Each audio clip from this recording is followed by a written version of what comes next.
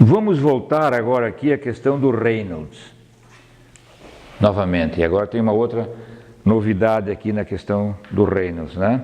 Vamos ver os nossos números adimensionais, né? Repetir aquilo que nós já vimos em relação aos fluxos, mas com uma novidade aqui, né? Então, o que eu gostaria que ficasse bem claro para vocês, né? Como é que é o modelo matemático da região de entrada, com todas as equações, e como é que é o modelo matemático, né, para a velocidade, o hidrodinâmico, quando eu chegar na região pelo menos desenvolvida. O problema sai de uma complexidade, né, grande para uma complexidade quase zero, né, que é aquele probleminha que está ali, né. E aí, eu queria comentar com vocês, porque uma das coisas que todo mundo encontra, isso também, do mesmo jeito que o diagrama de Moody, o F, é padrão, na mecânica dos fluidos é padrão também, a pessoa, ao estudar mecânica dos fluidos, sair do curso sabendo que quando o Reynolds é maior do que 2.300, esse número meio mágico aí, 2.300, o escoamento passa a ser turbulento. Concordo? Todo mundo sabe disso, né? Quer dizer, que quanto mais o escoamento, maior for a velocidade do escoamento, maior a tendência dele ser turbulento, né?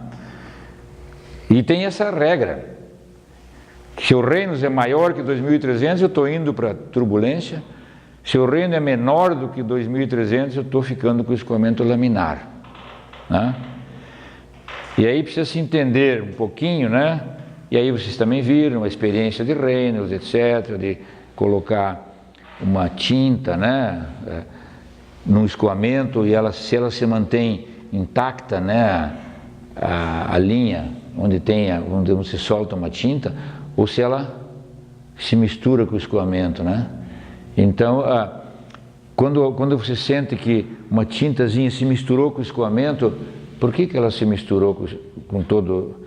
Porque se fosse só uma coisa difusiva, essa linha permanecia ali, digamos assim, com a sua identidade, né? E se ela se mistura toda é porque você tem flutuações nesse escoamento. Quer dizer, um escoamento turbulento é um escoamento que tem uma velocidade média principal e flutuações de velocidade em todas as direções, da temperatura, da pressão, você tem flutuações. E essas flutuações fazem o quê? Elas promovem as trocas de quantidade de movimento, de energia, né? E aí você tem um escoamento, digamos assim, do ponto de vista de troca de calor, mais eficiente. Porque as flutuações turbulentas, elas, vamos dizer assim, ajudam a troca, né? Propiciam uma melhor troca de calor, uma melhor troca de quantidade de movimento. E define-se, né, só quis dar uma pincelada na turbulência para a gente entender que quando esse escoamento dentro do duto começa a ter essas flutuações, o escoamento está se tornando turbulento. Tem uma transição entre o laminar para passar para o turbulento. E quando essa transição acontece, passa para o turbulento, né, nós definimos que se o Reynolds é maior do que 2.300, o escoamento está passando para turbulento. Se for menor, o escoamento é laminar. E qual é esse Reynolds, né, que é dito, né? Mas vocês também ouviram falar já que se eu fizer uma experiência muito cuidadosa, sem nenhum tipo de vibração no experimento, é possível ficar com o Reynolds laminar, com o escoamento laminar, até Reynolds 30.000. Se você der uma batidinha ali, perturbar, o escoamento vai para turbulento. Mas, do ponto de vista prático, etc., tem essa regra do 2.300. Agora, como é que é o Reynolds definido para escoamento dentro de um duto? É sempre o ρ vezes, eu vou continuar com o W aqui, ρ vezes o W médio, vezes uma dimensão característica sobre mim. De onde veio isso, né? Por que o Reynolds assim? Por que esse Reynolds é dito que se ele é maior que 2.300 é laminar, se é menor, maior ele é turbulento, se é menor ele é laminar? Quer dizer, como é que a gente entende esse Reynolds? Já que no escoamento sobre placa plana, nós fizemos aqui, né, usamos isso, quantidade de movimento por advecção ρu, quantidade de movimento trocada por difusão μ du dx em cada uma das direções, quantidade de movimento na outra direção ρvu. Bom, aqui agora, pessoal, eu vou pedir licença de voltar aqui, porque lá eu estou usando U, vou usar U aqui também. O U agora é na direção dentro do duto, certo? Para a gente ficar aqui no 2D aqui, né, e ter a consistência. E também tem uma difusão aqui, μ du dy. Eu tenho μ du dx, que é difusão de quantidade de movimento aqui nessa direção, tenho μ du dy, que é nessa direção, tenho ρvu, que é o advectivo nessa direção, e tenho ρu, que é o advectivo nessa direção.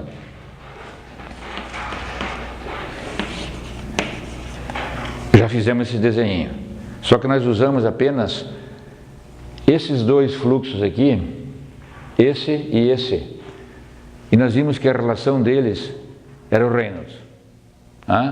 Nós vimos que nós chamamos de advecção de quantidade de movimento em x, ρu, e difusão de quantidade de movimento em y, μ du dy, em x, μ du dx. Usamos esses dois. Dividimos um para o outro e tal, né? E a relação deles, né? Fizemos a ordem de grandeza aqui, e isso deu então o nosso Reynolds, baseado em L, né? Que era então o nosso ρ vezes U vezes L sobre μ. Por que apareceu o L? Apareceu o L porque na análise da ordem de grandeza do X da ordem de L, né? O L está aqui. O L está aqui. Isso que nós fizemos. Eu só usei esses dois. Agora eu disse, né? É possível fazer relações diversas aqui. Eu poderia fazer o seguinte. Eu poderia fazer a advecção da quantidade de movimento em x dividido pela difusão da quantidade de movimento em y. É o mesmo daqui. É o ρu. É o ρu. Agora, esse aqui agora é diferente. Esse é esse. μ du dy. Então eu vou botar aqui. μ du dy. O que isso aqui vai me dar na hora que eu fizer as ordens de grandezas? É tudo igual aqui, só mudou o x pelo y.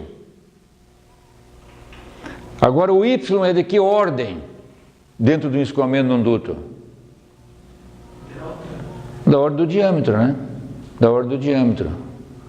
É o que eu tenho, escoamento dentro de um duto é da ordem do diâmetro. E aí aparece então ρ ud sobre μ. De hidráulico, se for uma geometria outra que não circular, certo? Eu vou dizer que o y é da ordem do d hidráulico, né? Eu vou botar até o d hidráulico aqui. Eu vou dizer que o y é da ordem do d hidráulico. Pronto. O d hidráulico sobre μ. Esse aqui. Esse é o tal que a gente diz que se ele é maior que 2.300 ou menor que 2.300, é turbulento, laminar, etc. Esse é ele. Está aqui ele. Agora, o que é importante aqui é ver o que é ele. Ele é a relação entre um fluxo advectivo na direção X, dividido por um fluxo difusivo na outra direção. Na outra direção.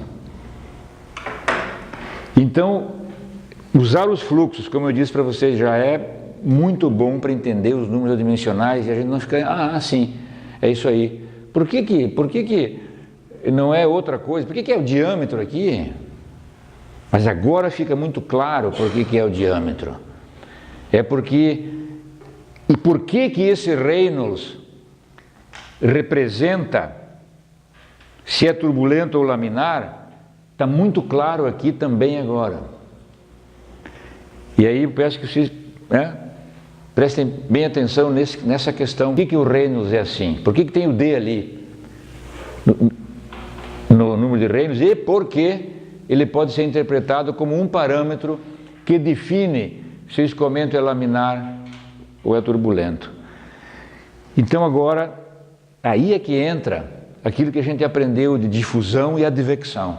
Se a gente não tivesse aprendido a difusão de quantidade de movimento, a gente não poderia fazer essa análise. Eu não saberia o que é isso, difusão de quantidade de movimento.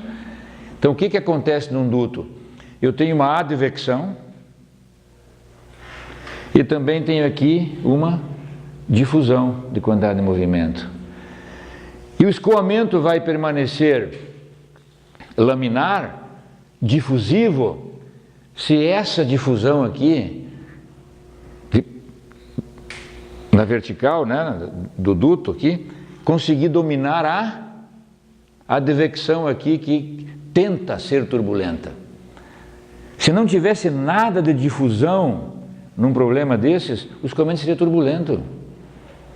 O que mantém o escoamento laminar é a parte difusiva dele.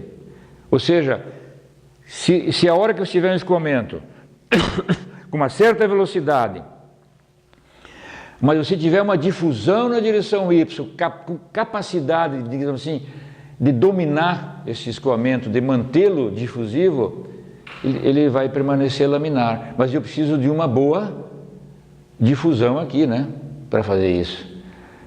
A difusão tem que dominar nessa direção. A difusão é sempre estabilizadora do processo da mecânica dos fluidos, né? Um processo difusivo ele é sempre estável. E a advecção é sempre a tendência para a turbulência, né? O Bejan tem uma discussão interessante disso no capítulo 6 do livro dele, que ele faz uma análise parecida, né? Com a flambagem, com a flambagem de correntes de líquido, né? Quer dizer, quando ela flamba, quando está bonitinho, que não flamba, como se fosse uma analogia com a flambagem, né? E você está com o escoamento laminar, tá? Então é interessante dar uma lida lá, né? E que tem essa analogia, né? E aí vocês vejam, é aquela a figura típica e clássica da fumaça do cigarro, né? Que vem bonitinho, digamos assim, sem flambar e depois flamba. Quer dizer, passou por escoamento turbulento, né? Aqui estamos interpretando como o escoamento ρu, quantidade de movimento na direção X, que se não tiver nada difusivo nessa direção, ou seja, as paredes, a existência de paredes, não tiver existência de parede, não tiver existência de um fluido viscoso, etc., que dê uma capacidade, né, difusiva de, digamos assim, estabilizar esse escoamento, ele vira turbulento, né? Então, e aqui, olhando para esse Reynolds agora, acaba essa dúvida. Por que é assim? Por que esse Reynolds define os limites entre turbulento e laminar?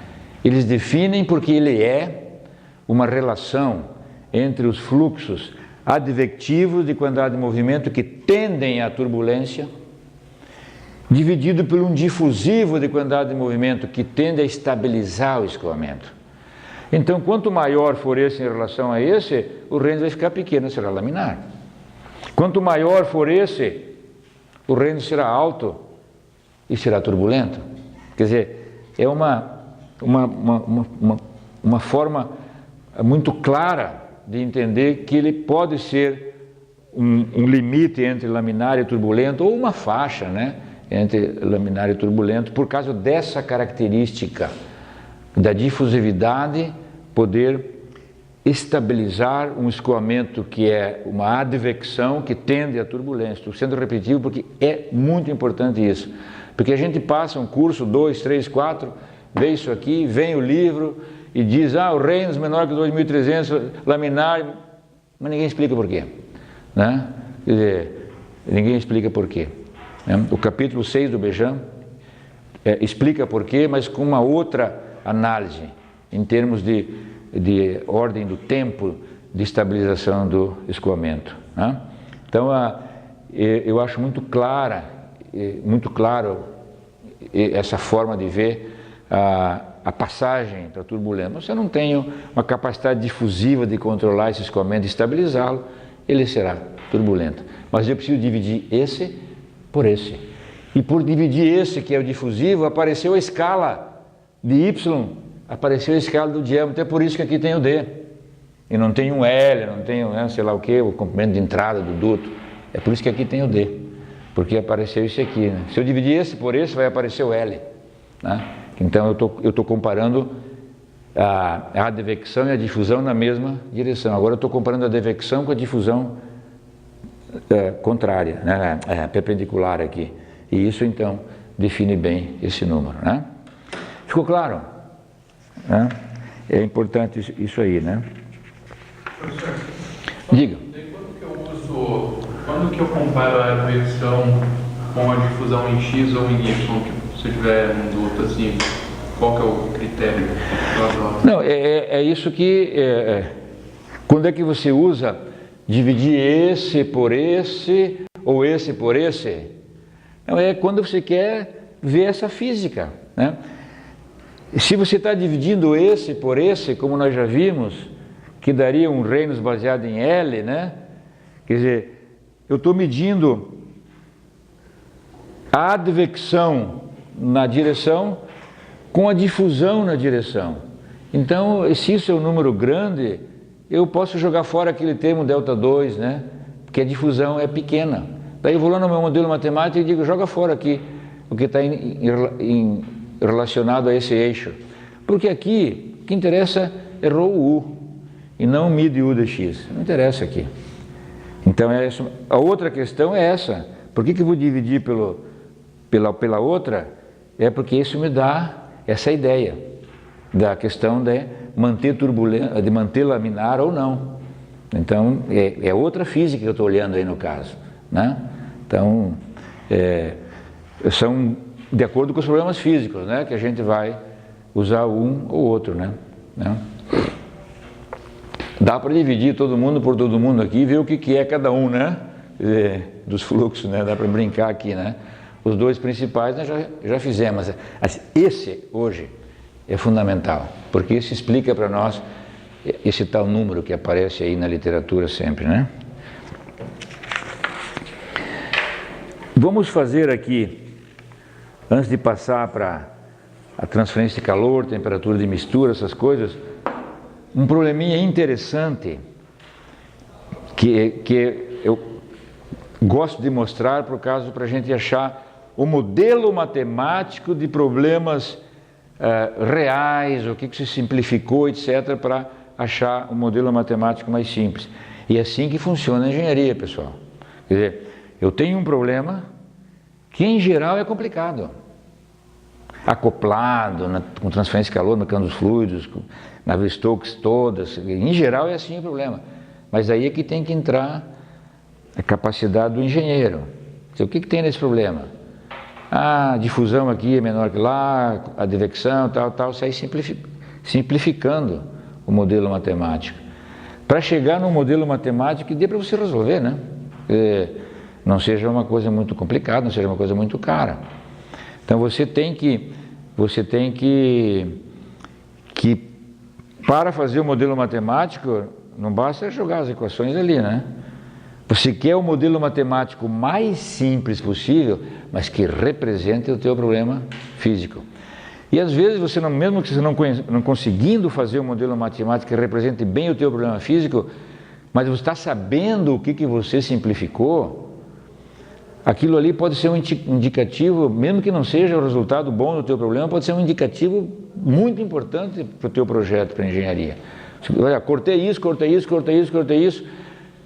simplifiquei isso, meu modelo matemático está aqui, está simples, posso resolver. Bom, mas isso aqui eu simplifiquei, isso aqui começa a afastar o problema da realidade, mas eu vou resolver assim, porque é de repente uma primeira estimativa, ou te ajuda muito no projeto, né? Te dá uma dica boa no projeto para você fazer. E aqui está um problema bem interessante, que tem solução analítica, né? E representa um problema que tem simplificações aqui que são obviamente fortes, né? Vamos ver, mas é o problema de Coët.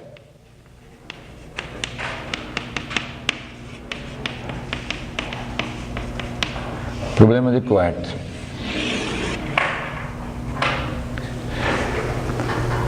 Da onde vem esse problema? Vem da simplificação do modelo matemático do Mancal de deslizamento. Aqui eu tenho um sólido, que é o eixo do Mancal. E aqui eu tenho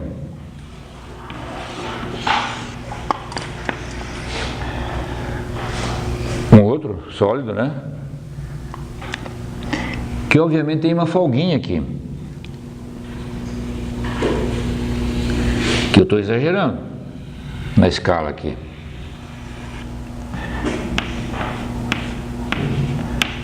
Epsilon. E nessa folguinha vai o óleo, claro, né? O eixo girando aqui, com uma velocidade ômega, o eixo girando aqui, e eu tenho nessa folguinha aqui, né? Que eu comecei a pintar de amarelo aqui, né? Aqui eu tenho um óleo. Aqui também é um sólido.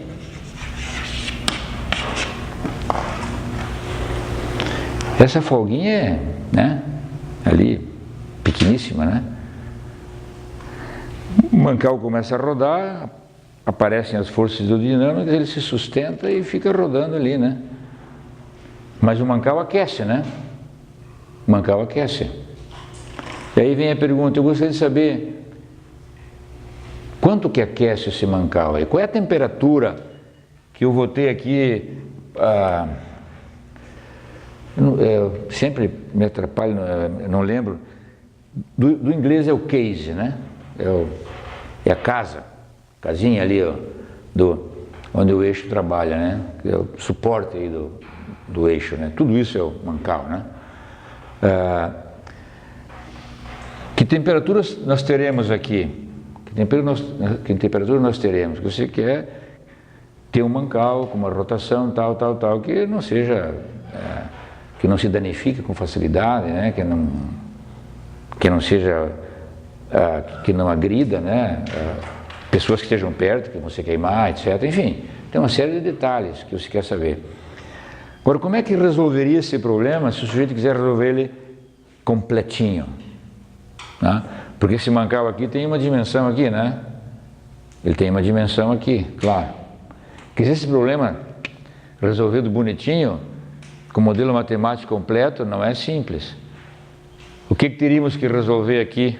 Olha só quanta coisa acoplada tem aqui, ó. O que teríamos que resolver para fazer o modelo, para ter a solução, digamos, muito próxima da realidade nesse Mancal?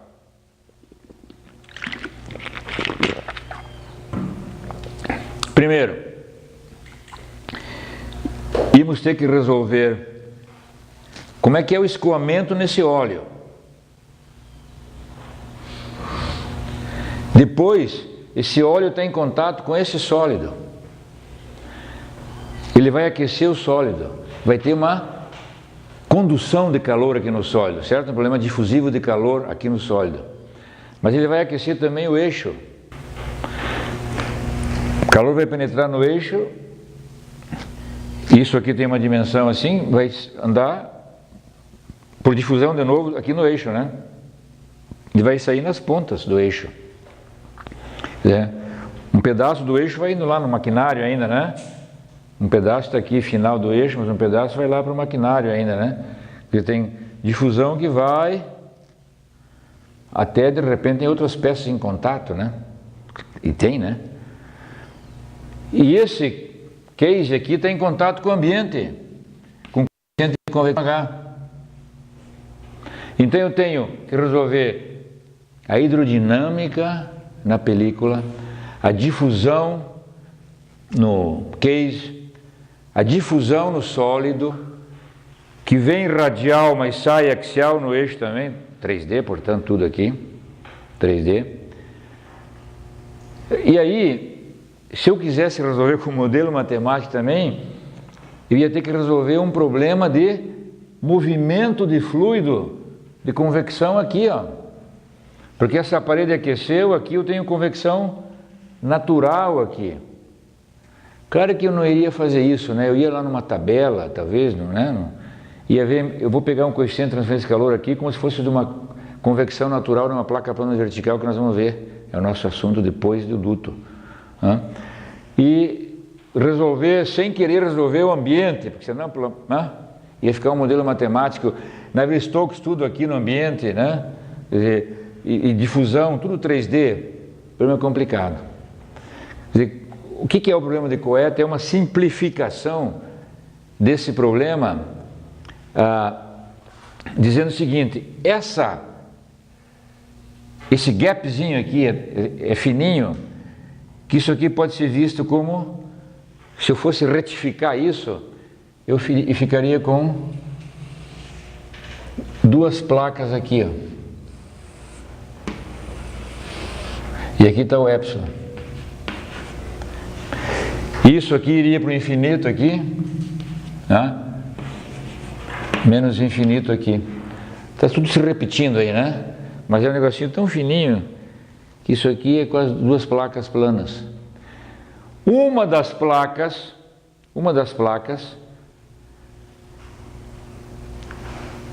tem velocidade, é a velocidade do eixo. Então uma das placas tem velocidade. Vamos botar aqui uma velocidade U. Aqui. E essa, então aqui tem U igual a U, e essa de cima eu tenho U igual a 0. Tá certo? Em cima o case está parado, né? E o eixo está rodando, fica. Olha a simplificação feita, né? Claro que eu vou ter que dizer alguma coisa da transferência de calor. Aí é que é mais complicado. Essa hipótese aqui para resolver, e aqui está o óleo. Essa hipótese para resolver, que aqui eu tenho uma velocidade U, lá está parado. Para o hidrodinâmico, está bom, né? Para o hidrodinâmico está bom.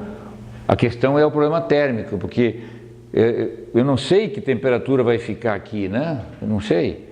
A temperatura vai ser um resultado desse eixo rodando numa certa rotação e tal, vai dar uma certa temperatura. Na hora que a geração de calor em função do problema da rotação conseguir toda ser dissipada para o ambiente, a temperatura fica constante. Tá? Claro. Tá? A hora que eu ligar esse eixo, está tudo frio, vai começar a gerar uma quantidade de calor pelo atrito, né? Pela função de dissipação que vai entrar aqui.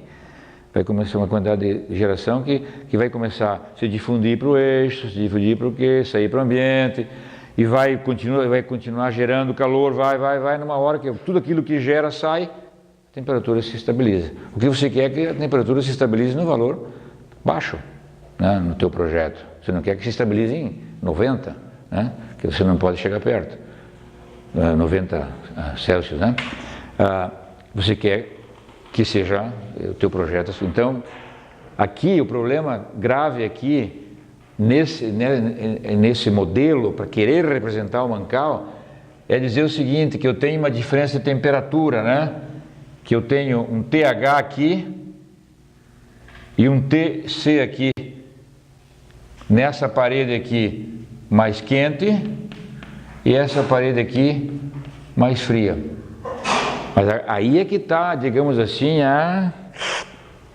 eu não vou usar a palavra, a brutalidade da hipótese, né?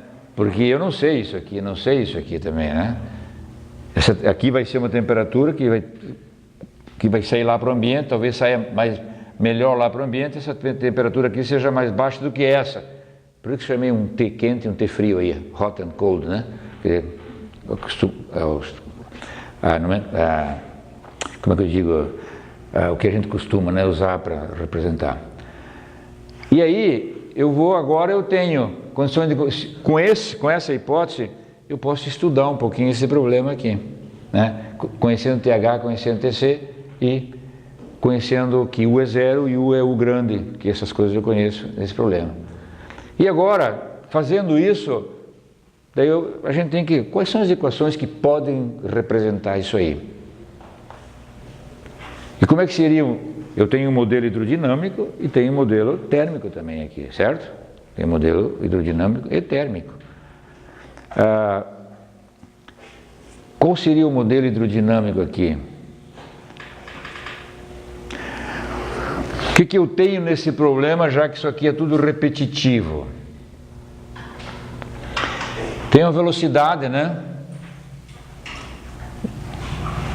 Tem uma velocidade desse óleo, né? Que se repete aqui, né? Como se fosse o infinito fosse aqui, se repete. Ou seja, eu tenho aqui numa certa, aí vamos chamar assim, né? Vamos chamar de y isso aqui, x essa direção, TH, né? TC em toda a volta, TH em toda a volta. É também nada variando com essa volta na temperatura, nada variando com essa volta na velocidade. Ou seja, tudo que é função de x aqui não existe, por causa dessa hipótese de que, porque isso tudo está se repetindo, né? O nosso x é como se fosse, nós transformamos o nosso x, que seria uma coordenada ali radial, retificamos. Então, nós não temos du dx, nós não temos dt dx, e nós temos puramente um problema difusivo de calor e quantidade de movimento na direção y. Na direção y também não tem velocidade v, né? Não tem v. Para onde vai esse v, né? Quer dizer, eu tenho sempre um perfil que, como disse, né, pensando aqui no nosso x, que fosse um raio comparado com esse nosso modelinho aqui. Então, eu não tenho v igual a zero. Olha como é que é a equação da conservação da massa. du dx mais dv dy igual a zero. Du dx eu não tenho. O v é zero. Eu não tenho que resolver du dx mais dv dy. Não tem essa equação. Agora a gente vai... E eu tenho aqui exercitado o fato de vocês ficarem pensando, olhando a equação, Navier-Stokes e simplificando os termos. Aí vamos pegar a direção x, que é o nosso u, que Navier-Stokes em x, então nós temos delta sobre delta x de ρ nada com x, fora. Delta sobre delta y de ρv é componente x da quantidade de movimento, é ρ ρv ρw, né? Então, delta sobre delta x não varia, fora. V é zero, delta sobre delta y de ρvu, fora. Delta sobre delta z, estamos imaginando isso aqui, né? Fora. Ou seja, nada advectivo aí. Né? Isso é igual. Agora, vem os termos do lado direito da nossa equação. dp dx. O que acontece com dp dx? O que acontece com o dp de x? Nada varia com x. A pressão é sempre a mesma em todas as posições. Não tem. Vem os dois, agora vem os termos difusivos de quantidade de movimento. Delta sobre delta x de mi du dx. Não tem du dx, fora. Mais delta sobre delta y de mi du dy. Esse tem. Delta sobre delta x de mi du dy. Então sobrou um termo aqui, né? Da nosso Navier-Stokes em x. Delta sobre delta x, eu já vou colocar aqui, mi d2u dy2. O que mais?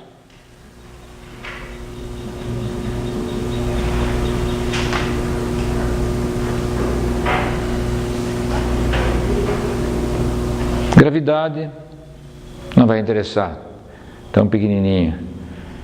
E é isso, né? Ficou isso aqui, ó. Ficou isso. Mi d2u dy2, com um probleminha elíptico na direção y que pede condição de contorno nas duas extremidades desse eixo. Condição de contorno, u igual a zero.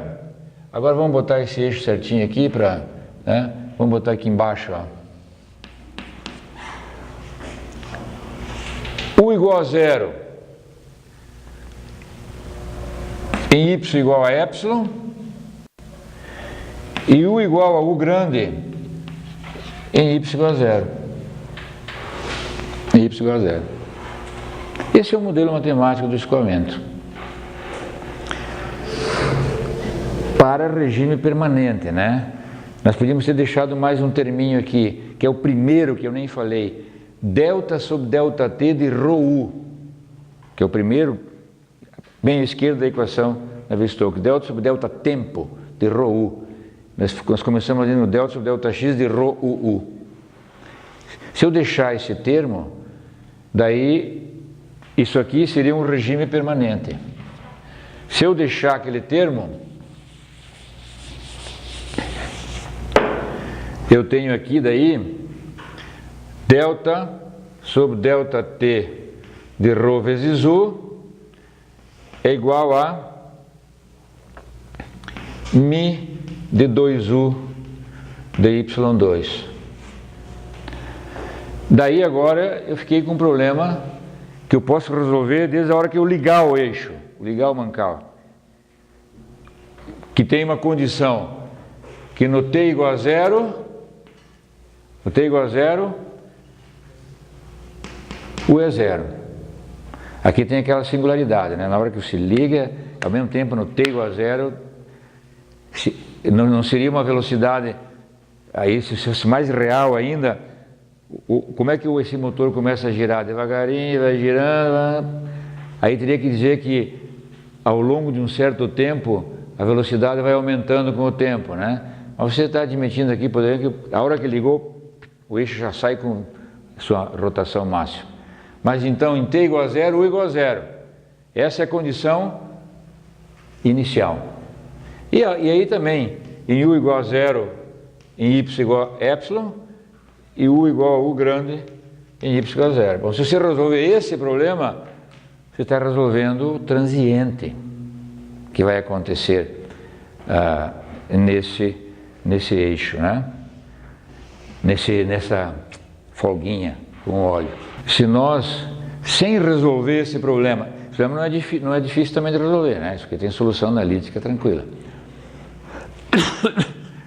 Mas se eu quiser fazer uns sketch aqui, uns desenhos aqui, eu vou aumentar aqui agora a espessura do meu epsilon aqui, ó, para a gente poder fazer um desenho melhor, né? Então, e aqui a velocidade.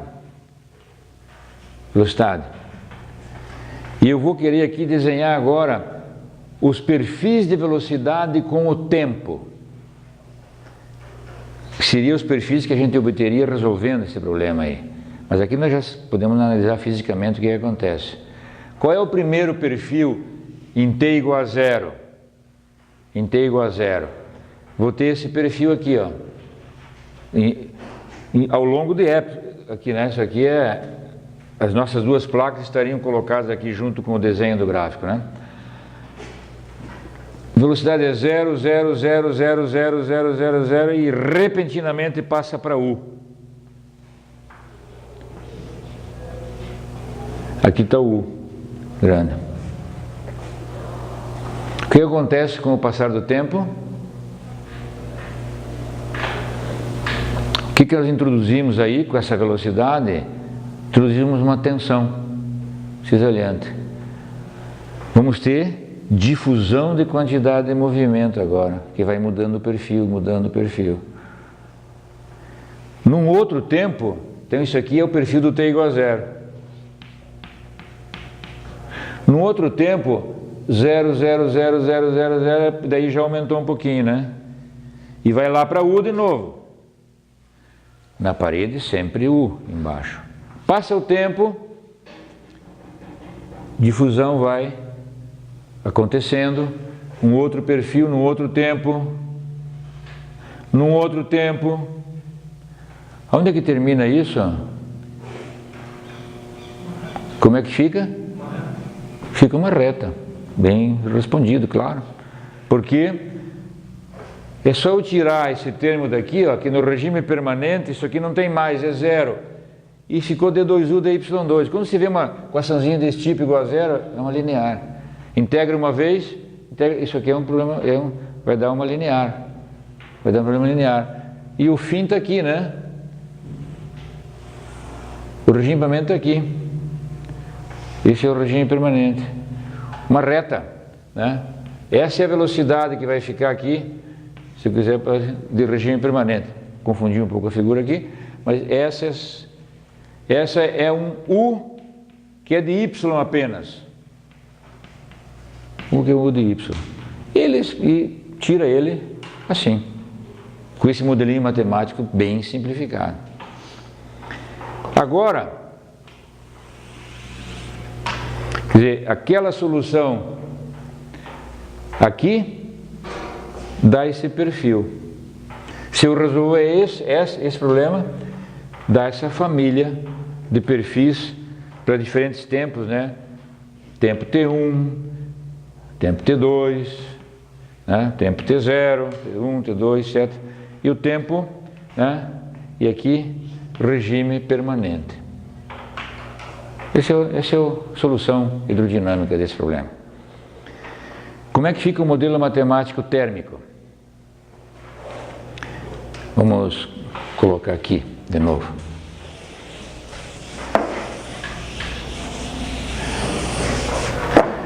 Como é que fica para o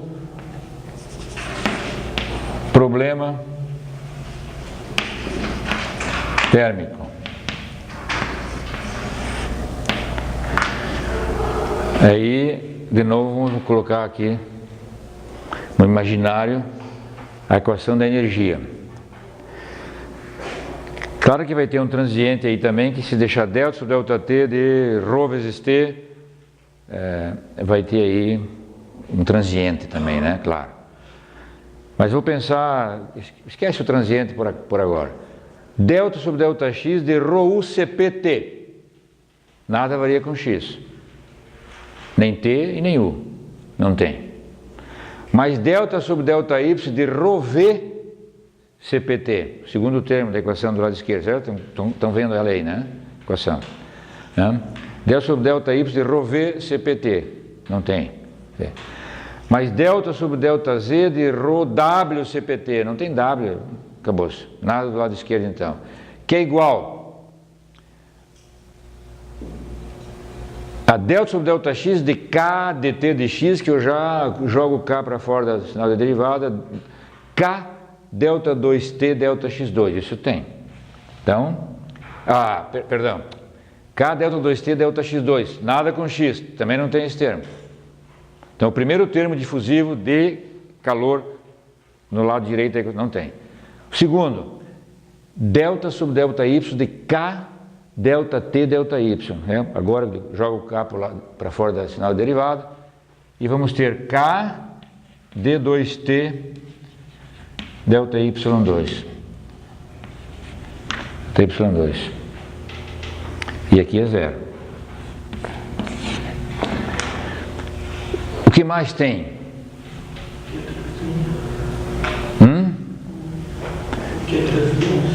O que mais tem na nossa equação de energia?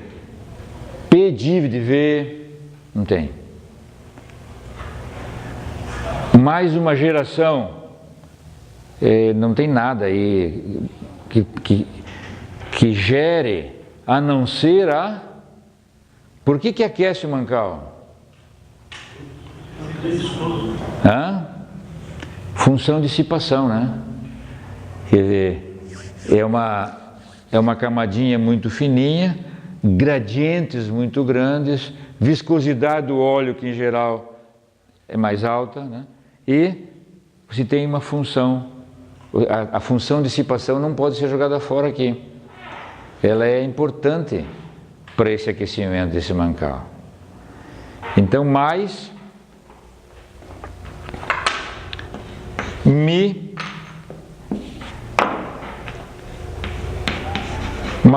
Φ, função de dissipação. É isso aqui. Função de dissipação. E essa função de dissipação função de dissipação, eu vou ter que ir lá na função de dissipação, lá no começo do capítulo ali do livro do Bejan, e ver lá, está lá a expressão do φ da função de dissipação. Você vai olhar para nós aí, em coordenadas cartesianas, como é que fica esse φ?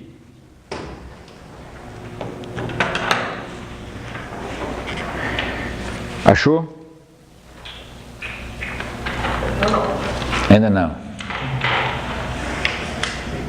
Achou? Então ali a função de dissipação tem uma série de gradientes aí, né? Se vocês olharem aí, o único que vai sobrar aí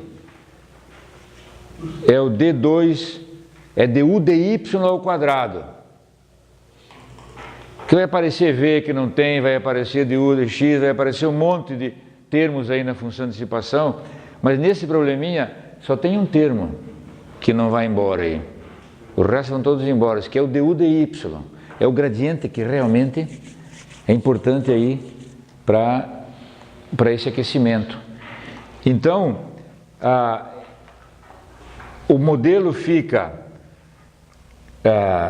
K delta 2T delta Y2 mais Mi vezes Φ, que é du dy ao quadrado.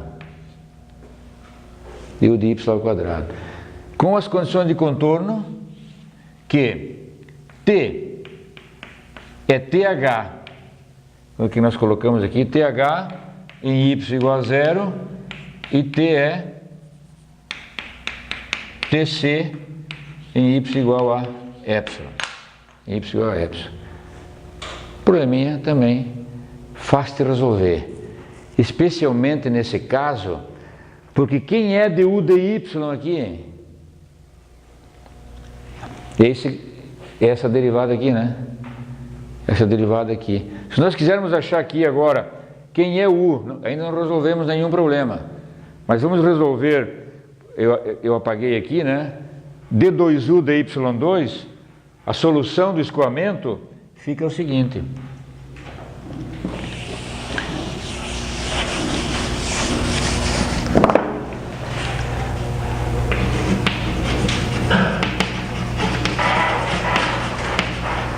Solução do escoamento é D2U dy2 igual a 0. Né? Se eu integrar uma vez, né? Du dy é igual a A, e U é igual a Y mais B. A Y mais B. Né? Então, agora é só substituir esses valores aí. Eu botei os eixos, não sei, tem que fazer agora, porque não sei se os eixos eu coloquei, porque o eixo mais tranquilo é aquele que dava uma velocidadezinha bem, uma solução bem simples. Mas em y igual a epsilon, U é zero, do jeito que nós colocamos. Zero é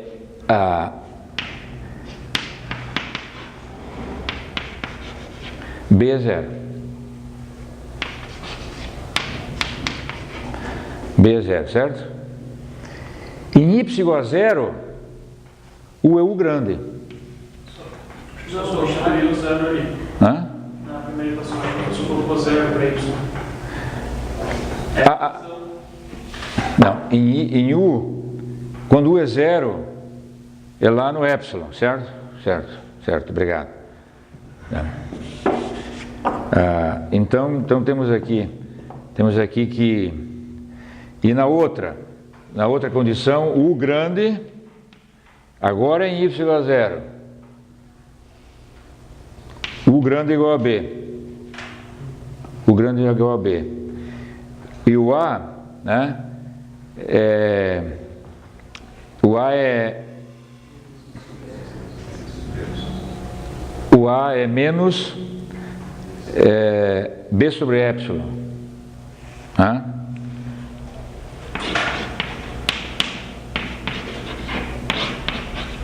Vão conferindo aí comigo. Menos A é epsilon, eu quero A, só dividir para o epsilon. Menos B sobre epsilon. E agora é só jogar ali. E claro, eu estou com um eixo, escolhi uns eixos aqui, né? Porque eu não olhei minhas anotações. Escolhi um eixo aqui, um sistema de eixo aqui, que a equação vai ficar diferente do que seria melhor. Então U é menos B sobre epsilon y mais U. Calma. O B é U. Menos B sobre y mais U, que é mais B, mais U.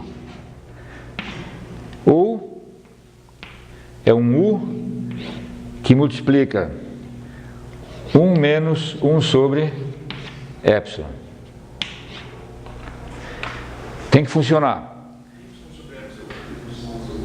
Y sobre epsilon.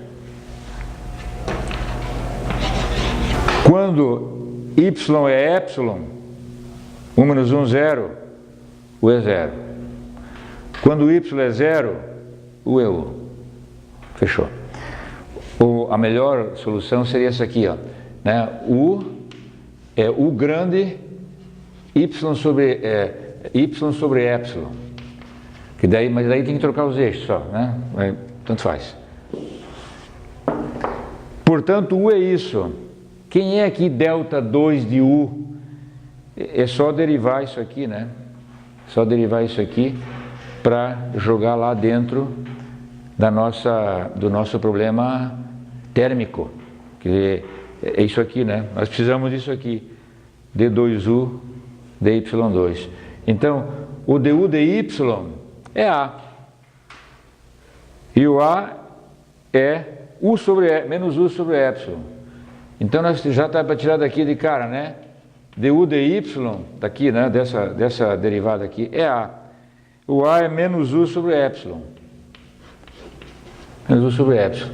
Isso ao quadrado, D2U dy2 é U2 sobre epsilon2. É isso que vai entrar lá. É uma constante, porque esse perfil é uma reta, né? Primeira coisa que eu quero fazer hoje aqui é corrigir dois errinhos aí que eu fiz lá no canto do quadro, que é o seguinte, se vocês olharem aí, foi ali, eu tinha escrito, né, que a função de dissipação era o du dy, né, ao quadrado. Aí eu escrevi assim, du dy, né, que era o nosso menos U sobre epsilon ao quadrado. É isso que é o correto. Mas eu, na hora de escrever aquilo, escrevi D2U dy2 igual a U sobre epsilon ao quadrado. Fiz assim. Não, não é, né? Quem é é du dy ao quadrado, não é a derivada segunda de. Eu pus certo, né? Mas eu coloquei certo, mas simbolizei errado aqui, né? Deve estar assim no caderno de vocês, né? Outra coisa que eu fiz que eu troquei um eixo, não coloquei o outro eixo, na hora que eu fiz aqui os perfis, os diferentes perfis, depois que a placa começa a andar, difusão, etc., até chegar no regime permanente, eu coloquei U aqui. E até eu disse, vamos pegar aqui a espessura da placa, epsilon. Eu coloquei U aqui e não coloquei nada aqui. Na realidade, essa dimensão aqui do epsilon é Y, né? E aí, esse eixo é o U. Né? No Y igual a 0, U era U grande.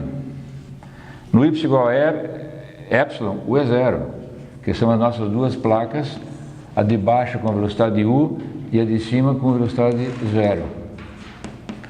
Então, aqui foi só esse errinho aqui de fazer isso, né? Mas eu coloquei certo na nossa equação depois, né? Isso aqui, né? D2U ao quadrado, né? Daí, tô continuando errando aqui, né? Igual, né? Porque o du dy é menos U ao quadrado, ele fica positivo, né? Então, é du dy ao quadrado, não é d2U dy2 que é isso, é du dy ao quadrado. Essa é a função de dissipação, é o que sobrou lá no termo, né? O φ, né, nosso, a função de dissipação ficou du dy ao quadrado.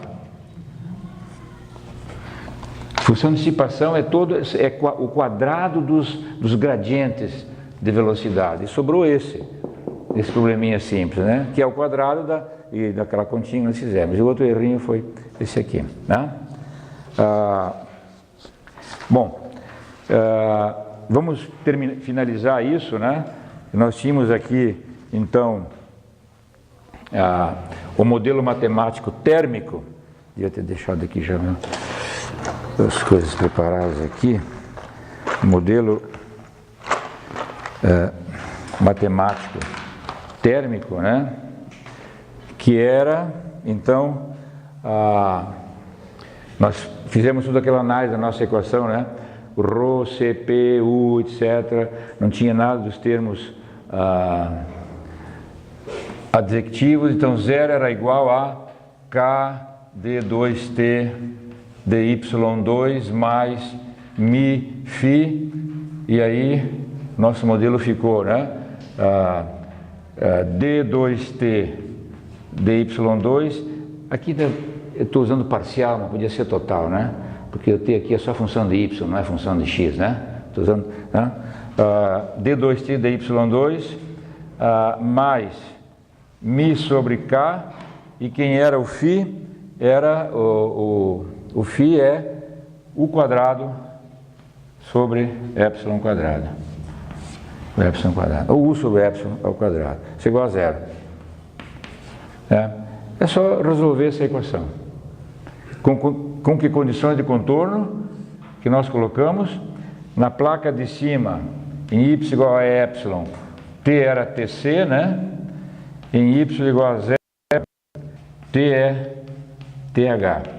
T é th.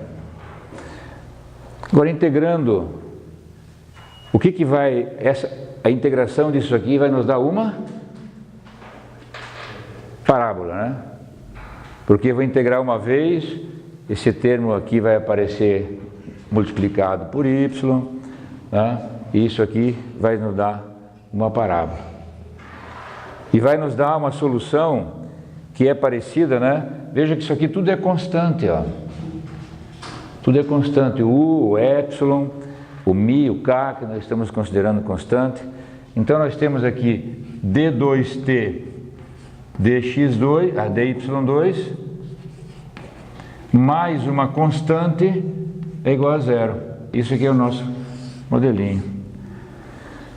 Integrando isso aqui, né, nós vamos obter uma solução, né, que é uma parábola, né, que é uma parábola. Porque eu tenho aqui d2t sobre dx2, dy2 é igual a menos c. Menos c. C é essa constante aqui, né?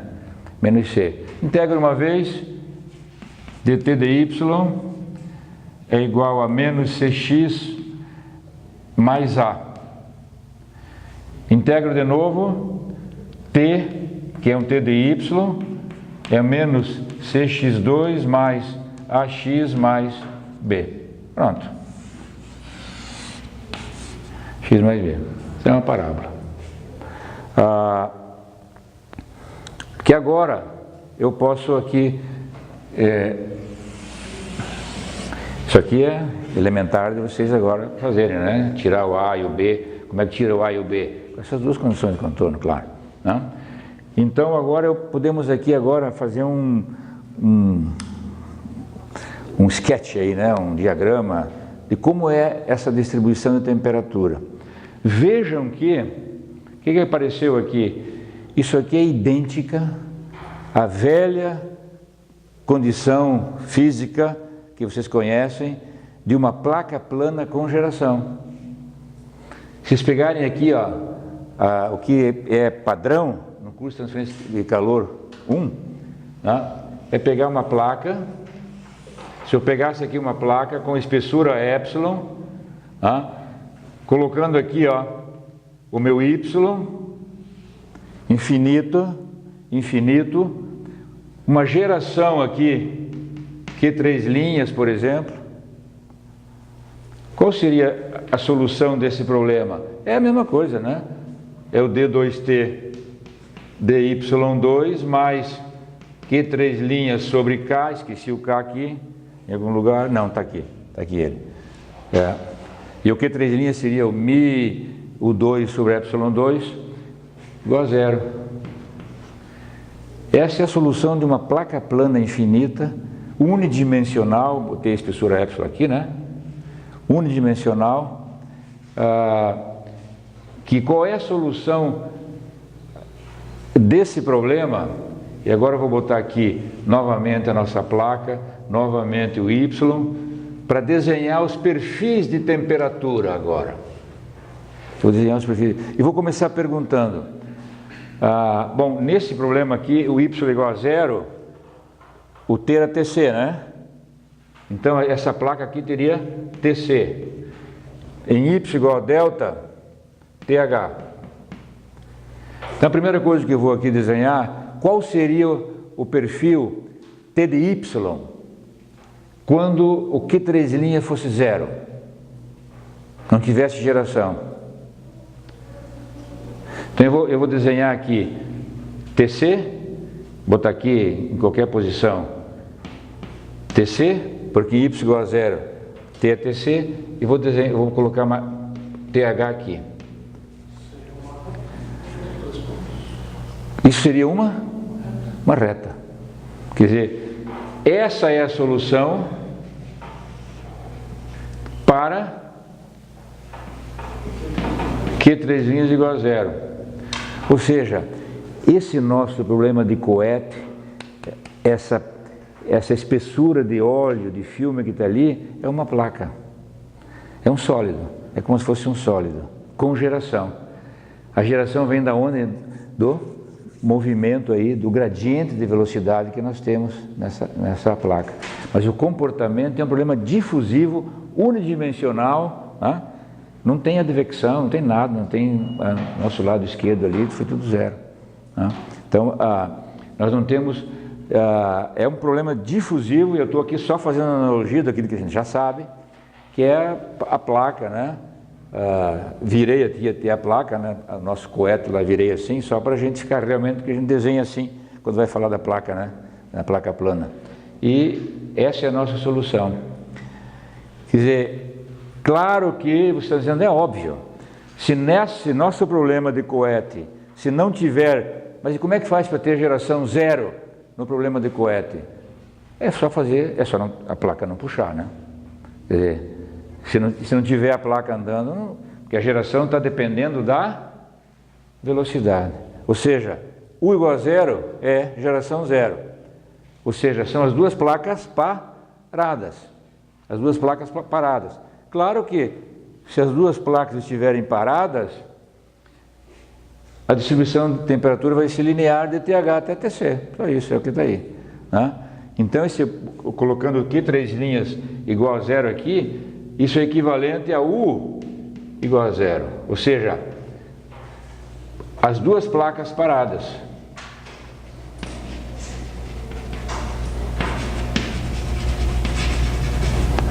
As duas placas paradas. Agora, se eu colocar uma certa velocidade nessa placa, o que acontece com esse perfil de temperatura? Com uma certa velocidade, eu vou ter uma geração de energia em função do atrito, né? O gradiente, vai aparecer um gradiente aí e tal, né? E estou falando sempre agora no regime permanente, né? Quer dizer, vai ter um transiente térmico também, tal, semelhante ao que nós falamos ali, né? Mas nós temos a TH e TC pronto, e aí nós vamos colocar uma placa e deixar entrar em regime permanente, mas com uma velocidade U. Depois, se você pensar numa placa com uma velocidade maior do que U, 2U, 3U, 4U, etc., U mudando, vai mudando a geração. Para um determinado U finito, qual seria o perfil aqui? A temperatura no fluido vai aumentar, né?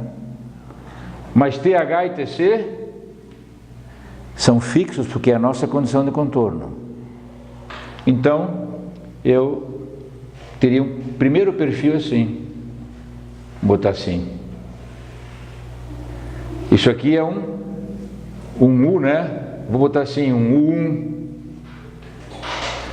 Se eu fizer uma outra velocidade da placa embaixo, um U2, é mais geração, é um gradiente maior, a temperatura vai aumentar. Eu teria essa temperatura aqui. Eu já vou deixar essa aqui, ó, chegando aqui perpendicular. Esse U2 aqui, U2. Eu tenho uma condição especial aqui, né, que é perpendicular, aí é que eu vou explicar já. O 3 vai aumentando. Se eu for aumentando a velocidade da placa, vejam só, cada vez é um problema diferente. Uma hora com uma velocidade 1, depois é o problema com a velocidade U2, depois é o problema com a velocidade U3, né?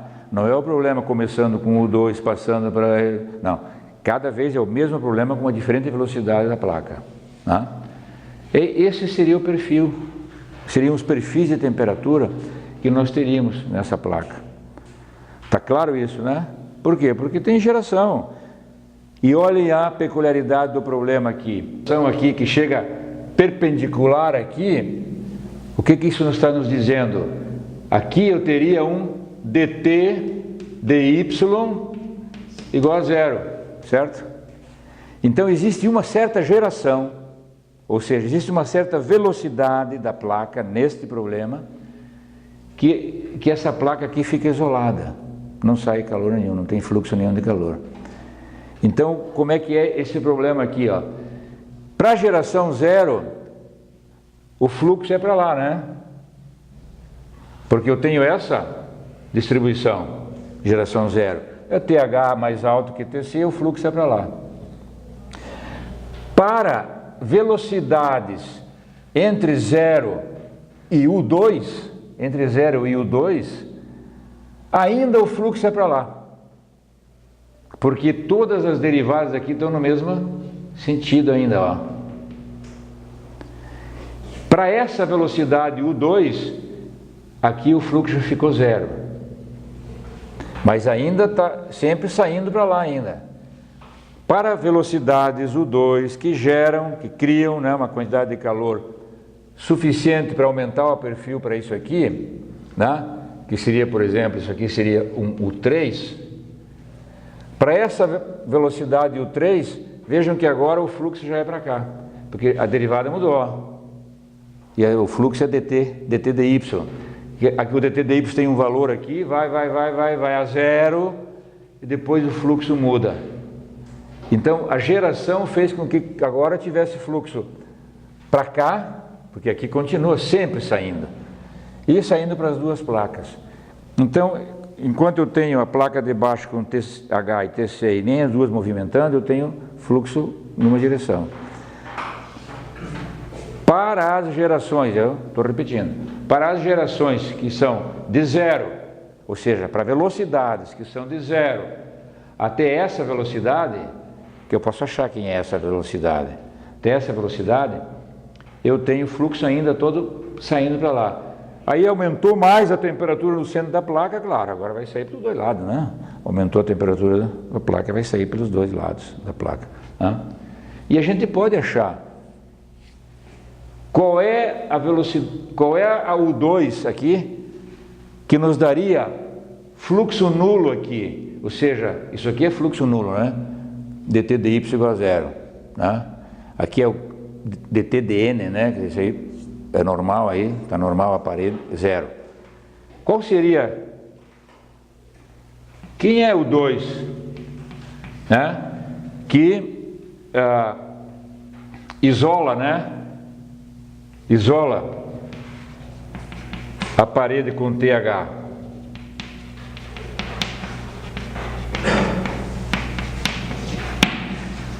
Quem é o 2 que isola a parede com TH? Como é que vocês achariam isso?